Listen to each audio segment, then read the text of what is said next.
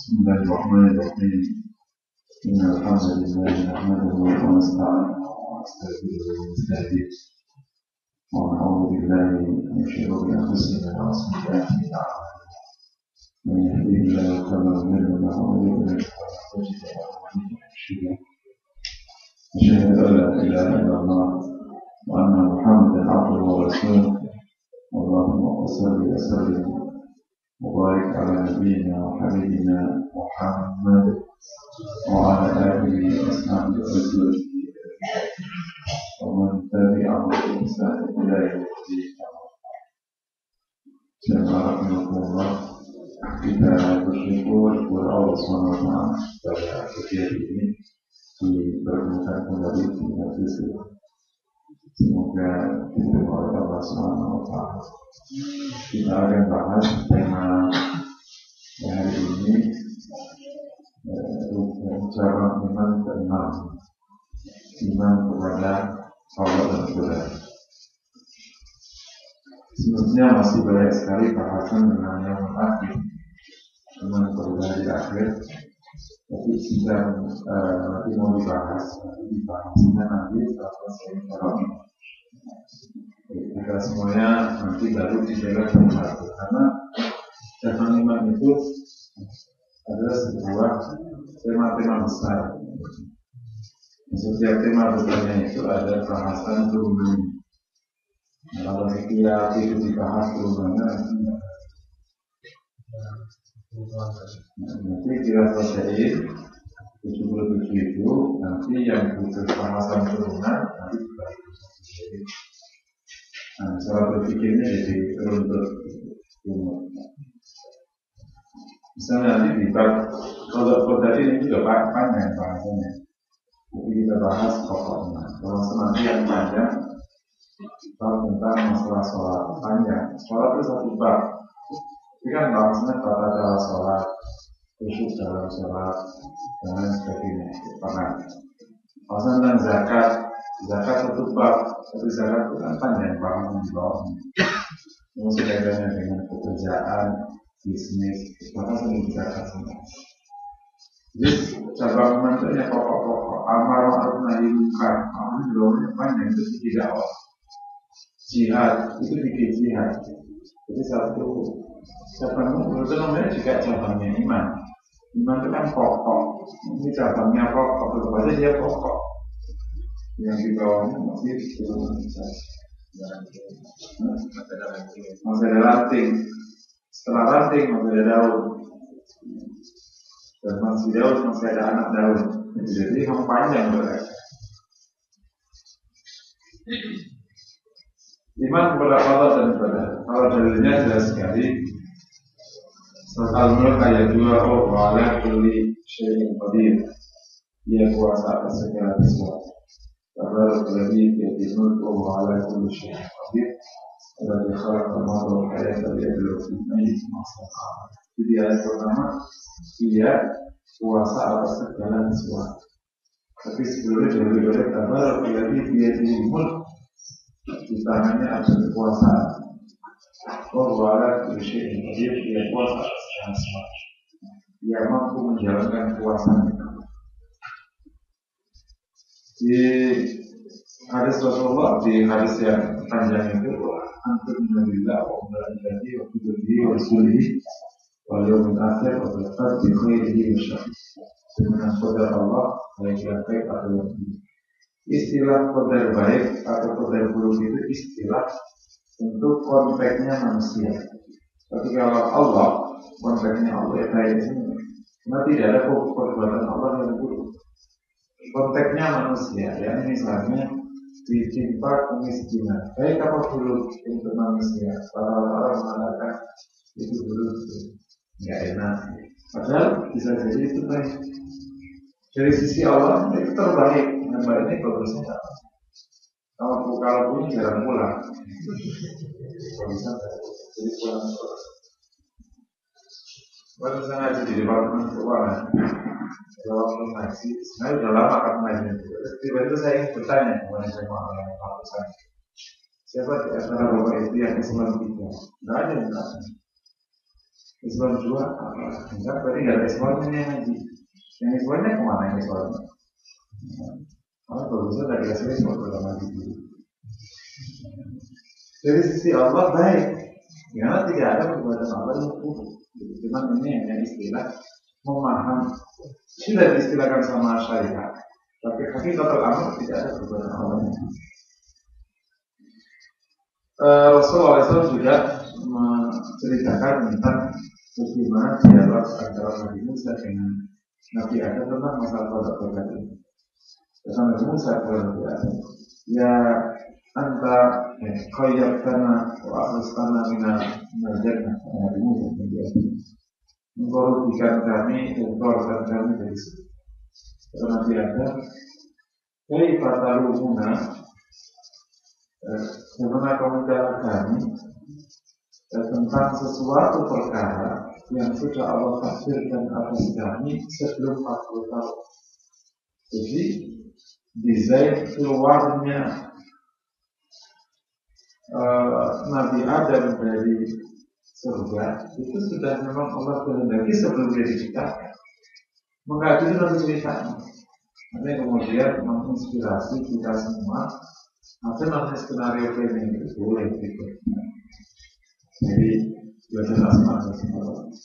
Intinya ini beberapa dasar standar. Kalau secara dasar semua insya Allah dia kecuali orang yang mengikuti tahap dari yang kita lihat masalah mereka.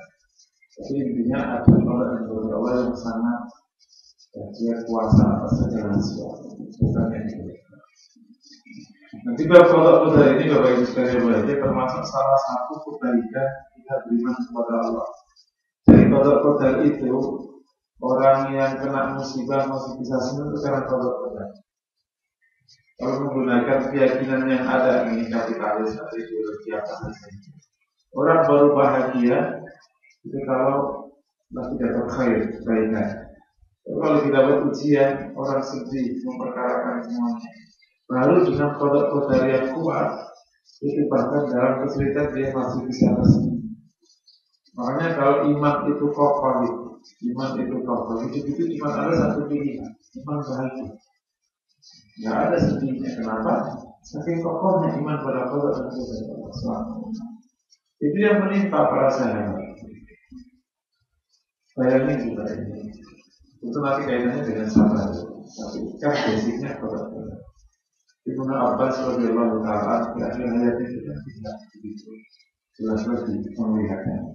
Ditenarai karena saking banyak baca, saking banyak menangis karena itu kepada Allah. Terus kemudian ia berkata, ya Allah, engkau aku penglihatan itu hari ini. Tapi dulu telah kau berikan kepada orang sebenarnya. Surah Al-Zubair itu tidak hanya yang kita sifatnya.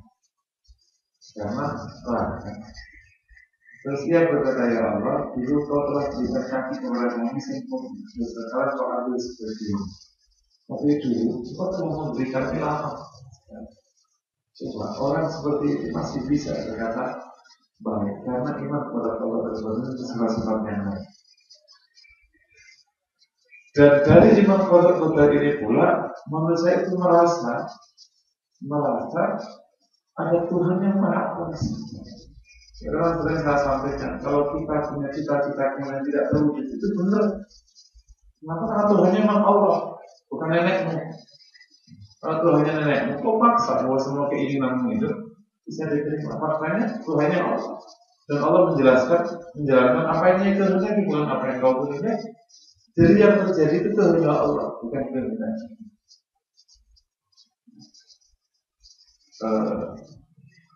Insya'at amr. Ketika Rasul mengatakan, kalau dia menghendaki, Allah akan jalan. Itu ungkapan Rasul ketika Rasul bermimpi ada seorang wanita yang dibuka ternyata Aisyah. Karena kan Nabi sudah mengatakan mau melamar Saudah. Ternyata malam hari ini bermimpi ada seorang wanita ketika dibuka di sini Aisyah. Nah, saya itu waktu itu 7 tahun. Rasul mengatakan insya'at amr. Kalau Allah kehendaki Musa harus menikahi si kalian, menikahi Aisyah, Allah akan jalan. Maka betul Rasulullah SAW itu melamar Saudah di pagi. Terus karena ini mimpi, terus saya ke rumah Abu Bakar melamar, diterima, berarti amdal. Mau mimpi begitu jangan kemana. Panggilnya kamu. Itu syarat apa? Kalau Allah berkehendak, dia akan jalan. Itu adalah satu dalil bahwa yang berjalan itu kehendak Allah. Nah, dalam bab ini diskusinya itu panjang lebar, tinggi dan dalam, ribet, menghasilkan benturan yang keras sekali di awal-awal sejarah kaum muslimin. Termasuk di dalamnya adalah Imam Ahmad mendapatkan azab itu di bab kekerasan. Karena ada dua kutub ekstrim yang terjadi selama ini. Ada yang mengatakan bahwa Allah kuasa atas segala sesuatu, maka manusia tinggal menjalani seperti orang yang dimasukkan di laut. Allah yang kuasa, dan kita tidak perlu apa-apa. Kenapa demikian? Karena Allah yang kuasa. Nah, tidak bisa. Nggak usah apa? Kalau Allah kasih rezeki, tidak cara. Ini yang namanya Jagaria. Ini pernah lama ada pemikiran kaum muslimin. Terus lahir kutub berikutnya, jandul berikutnya namanya Jagaria, yang mendekati Mu'tazilah. Jadi dia yang mengatakan bahwa Allah itu kuasanya sekedar cover saja. Dia itu mustahil yang menjalankan kehidupan dia manusia. Kalau dia ingin sesuatu, ya dia berusaha keras. Nanti Allah setuju. Kalau tidak, ya tidak. Jadi yang menjalankan siapa? Kehendak manusia.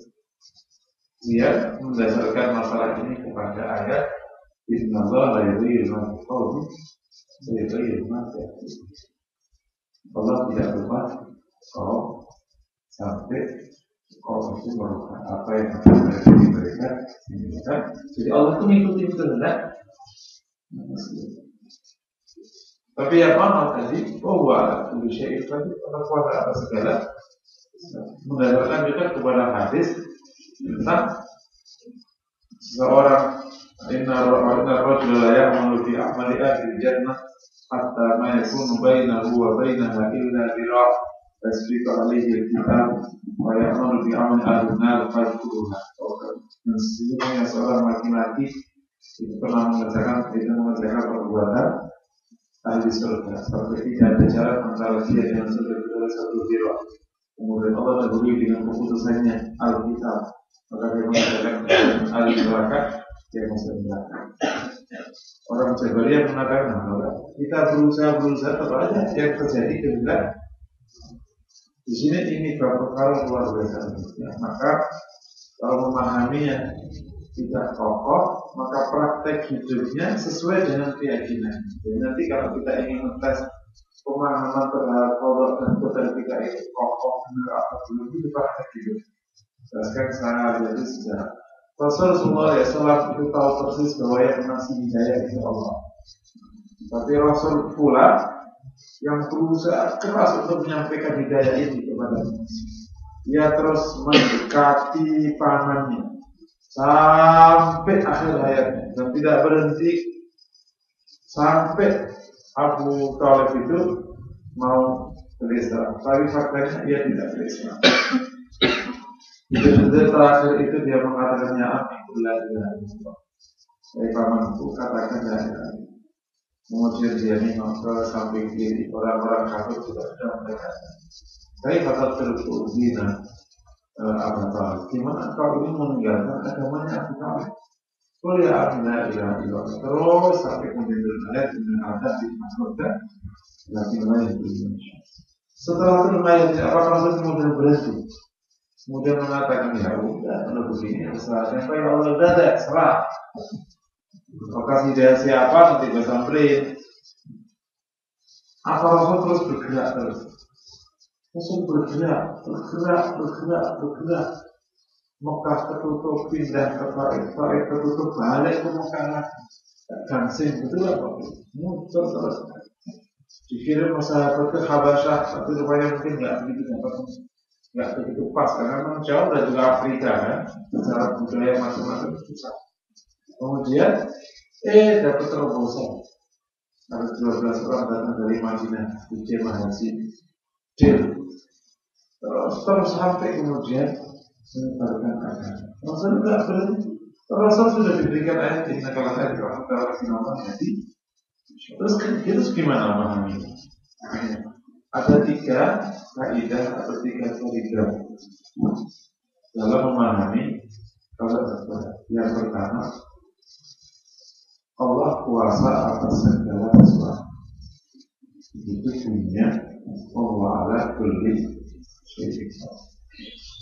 Turunnya orang yang turun, ngantuknya orang yang ngantuk, kayanya orang yang kaya, cerainya orang yang cerai, bergabungnya orang yang bergabung itu kehendak bukan kehendak sama sekali. Itu kuasa Allah bukan kuasa kita. Maka kita dapati ada orang yang nggak cocok tapi justru nikah, tengkar setiap hari tapi nggak cerai-cerai. Ada orang akur gara-gara dikit langsung mulai terjadi. Tengkar siang, malam akur lagi, paginya mandi. Siang tengkar lagi, malam akur lagi, paginya mandi. Itu terjadi berkali-kali.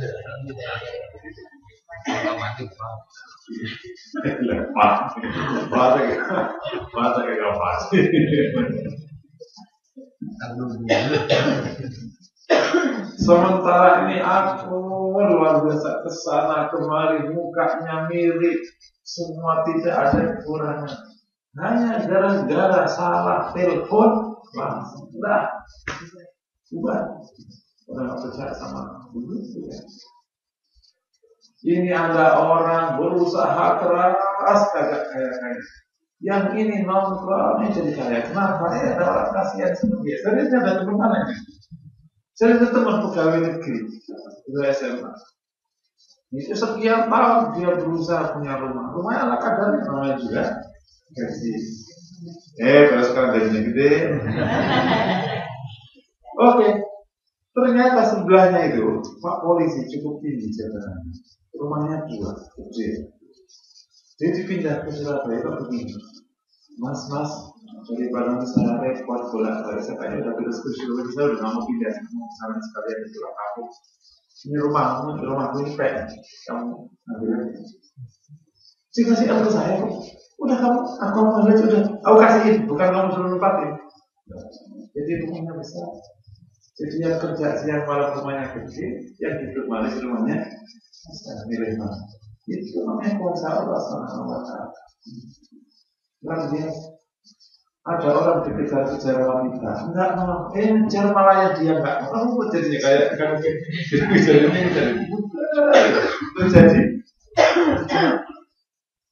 Ada orang merasa orang saya cocok sama dia. Semoga dia yang lama besar. Betul dia dapat. Bapak mohon maaf. Sebenarnya yang kita maksudkan katanya akhwat orang seperti yang saya mengelamarkan teman saya. Terus jadi kan, ya gini-gini itu udah kalau dan makanya tinggal di jalannya. Nah yang paling menarik sama termasuk urusan jabatan, urusan ini, semuanya itu dilakukan maksud. Kalau potonganmu tercatat oleh Allah A, jadi ada kisah di Bani Israel. Ini kisah yang terjadi di Israel. Ada seorang anak muda itu keluarga bangsa. Terus ada seorang wanita biasa. Rupanya ada mungkin laki-laki ini suka, tapi kan dilanggar, dilarang sama keluarga. Kata seorang syekh di situ, kalau Allah kehendaki, Allah akan kasih jalan. Jadi tidak perlu dilarang, tidak perlu juga dijauhkan. Kalau Allah kehendaki, Allah akan kasih jalan. Ini benar. Ini akhirnya wanita ini berburu. Entah gimana ceritanya masuk hutan. Hujan jelas dia masuk gua. Jangan kan ada gua. Si bangsawan ini juga berburu. Hujan deras. Masuk Quran ketemu, ya di situ akhirnya tidak bisa ditahan. Ini begitu. Jadi yang terjadi itu tidak. Makanya ketika Rasul itu bahkan piringnya jatuh, itu Rasul menggunakan bahasa ini. Kudi, kudi itu udah ditakdirkan, udah nggak boleh dibahas. Piring jatuh, piring jatuh udah, malah piring jatuh. Apalagi suami kabur, sudah diputuskan. Nanti kalau dia digerakan dia bakal balik. Jadi kalau sudah terjadi, Rasul mengatakan gugur. Karena memang sudah terjadi, sudah kehendak Allah. Itu kaidah pertama. Di sini orang mukmin jadinya, karena tidak ada orang yang bisa menjatuhkan kita, juga tidak ada orang yang bisa menangis. Kaidah yang kedua, di dalam takdir Allah tadi, Allah kan punya kuasa atas sesuatu. Di dalam takdir Allah itu, Allah putuskan sebuah hukum. Namanya juga takdir pula. Hukum sebab akibat. Allah memang kuasa atas segala sesuatu. Nah, di dalam kekuasaannya itu, Allah menetapkan hukum yang namanya hukum sebab akibat. Dasarnya wasa'alna likulli syai'in sabab.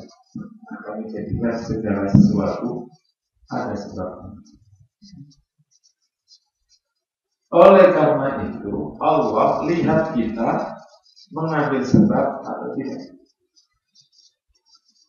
Allah kuasa akan membuat hidayah orang kafir Mekah di awal perjalanan dakwah nanti. Tapi Allah sudah menetapkan hukum, dan hukum ini berjalan terus. Bahwa segala sesuatu itu ada sebabnya. Maka hidayah itu turun kepada orang Mekah akibat usaha atau karena ada usaha dari seorang Rasulullah menyampaikan hidayah kepada orang. Jadi ada hidayah di tahun 8 Hijrah, yaitu 2 tahun sebelum Rasul meninggal. Jadi bisa jadi kasih hidayah. Kenapa harus nunggu perang? Kenapa harus nunggu diusir? Kenapa harus nunggu? Itu sebab yang Allah ingin lihat. Allah bisa kasih kayak orang kaya, tapi kekayaan itu tidak didatangkan dari langit. Kayak didatangkan karena proses bekerja. Oleh karena itu ketika Allah melihat seorang laki-laki di masjid, dia bertanya, engkau pemakan dari mana? Aku diberikan oleh saudara. Jadi Rasulullah keluar saudaramu lebih baik. Dia disuruh keluar karena Allah tidak kasih rezeki, tidak kasih emas dan langit. Allah kuasa membuat orang itu kaya tanpa proses, tapi Allah telah menetapkan hukum proses. Makanya Allah juga berfirman, "Lirijali nasiibun mimma kasabu." Jadi laki-laki mendapatkan bagian dari apa yang mereka usahakan. Walid nisa'i nasiibun mimma kasabu, dan bagi wanita mendapatkan bagian dari apa yang mereka usahakan. Jadi kalau kita ingin sesuatu, ambillah proses menuju sesuatu. Allah kuasa akan memberikan kita A, tapi Allah akan menetapkan A jika ada proses menuju A. Allah kuasa membuat orang ini pintar tanpa belajar sekalipun, tapi Allah telah menetapkan harus ada proses menuju pintar. Allah kuasa menjodohkan orang ini dengan orang di luar negeri, tapi harus ada proses, misalnya tes bunga. Kalau tidak ada proses, tidak ada proses. Oleh karena itu, ini nomor 3. Kaidah. Orang mukmin harus tawakalnya sempurna. Yang kedua, usahanya sempurna. Usaha sempurna sebagai implementasi dari kaidah yang kedua. Tawakal sempurna sebagai implementasi dari kaidah yang pertama. Dan itu berjalan bersamaan. Jadi kalau kita prakteknya usahanya kurang sempurna, karena kita berkata kan Allah akan kehendaki tapi kurang sempurna pemahaman kita. Atau usahanya serius, tawakalnya kurang, berarti kurang sempurna pula pemahaman kita. Orang biasa dominan tawakalnya, orang kota dominan usaha. Jadi artinya agak tawakal sama usaha itu berbarengan, bukan usaha dulu baru tawakal. Nah, gitu. Kalau usaha dulu baru tawakal itu udah ketahuan nggak bisa, nyerah baru masalah pada Allah itu belajar duluan. Padahal faktanya dari awal orang nggak bisa. Jadi dia kerja mentok ya tawakalnya dari makanya akhirnya nggak sempurna, makanya Allah nggak tahu karena tawakalnya udah mentok. Tawakal dari awal dalilnya pada azam dan kalau engkau niat setelah niat itu biasanya apa? Perbuatan. Tapi ini kalau udah niat tawakal. Jadi niat tawakal itu persis setelah niat, yakni berarti bersamaan dengan perbuatan. Makanya kalau kita mau kerja, kapan kita berdoa? Doanya Bismillah Allah tawakal. Tawakalnya itu waktu sudah nyampe di kantor apa sebelum berangkat? Apakah kita ngomong Bismillah dulu, nanti waktu sudah selesai sore tawakal ke Allah? Ada doanya kan Bismillah Allah. Di tawakalnya sesaat setelahnya, waktu memulai proses tawakalnya. Karena yang kuasa itu Allah. Karena bisa jadi kalau Allah tidak kehendaki itu, Allah nggak kasih proses padamu. Kalau Allah sudah kehendaki, Allah kasih proses padamu. Itu yang juga yang tengah dari hadis Nabi SAW. An-nas muyassarun lima khuliqa. Manusia itu dimudahkan untuk apa dia diciptakan. Kalau diciptakan oleh Allah jadi pengusaha itu gampang aja usaha.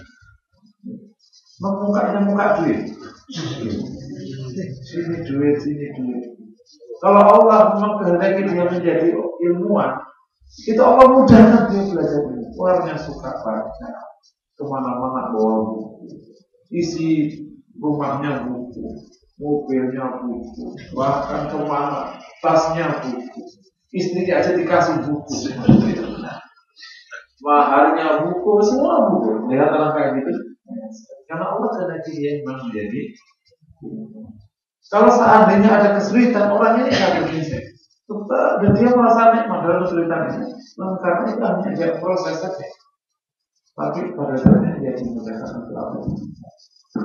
Yang terjadi pada kita adalah Allah kehendaki, bukan yang kita usahakan. Jadi kalau kita mengusahakan, belum tentu ada hasil. Tapi hasil selalu ada proses itu. Ketika ada posisinya. Akibat itu milik Allah, bukan milik kita.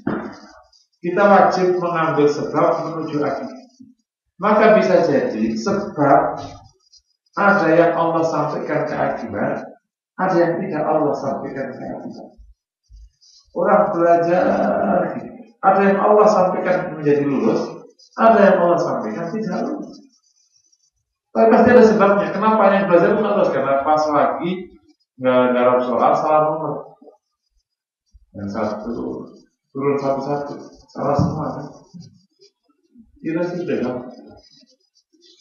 Jadi kalau ada orang mengambil sebab yang sama, apakah akibatnya sama? Tapi setiap akibat selalu didahului oleh orang bertanya. Kalau kita kalau usah ngambil sebab, salah.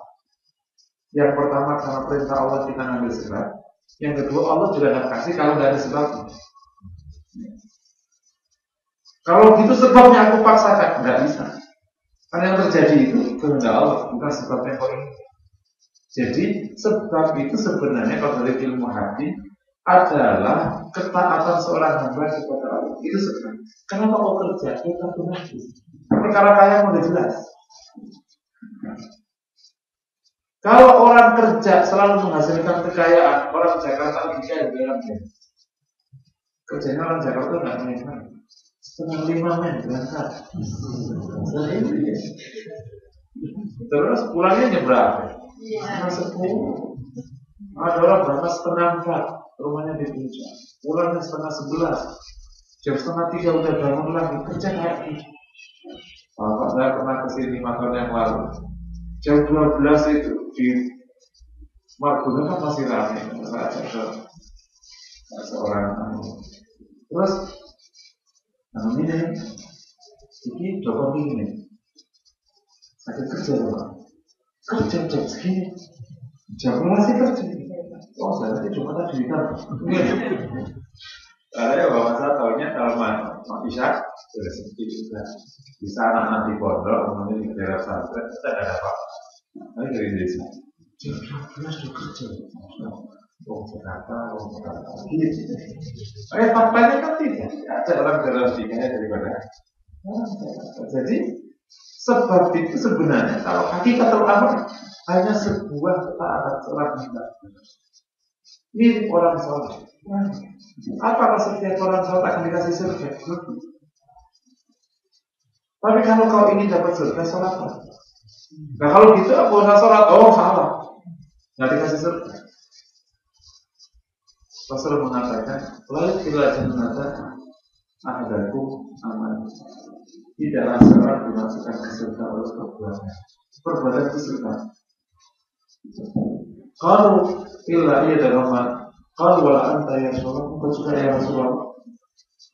Illa iya dalam rahmat hanya saja Allah mengucurkan kepadaku rahmat karunia. Jadi yang bisa masukkan itu adalah rahmat dan Allah. Jadi kan ini ya.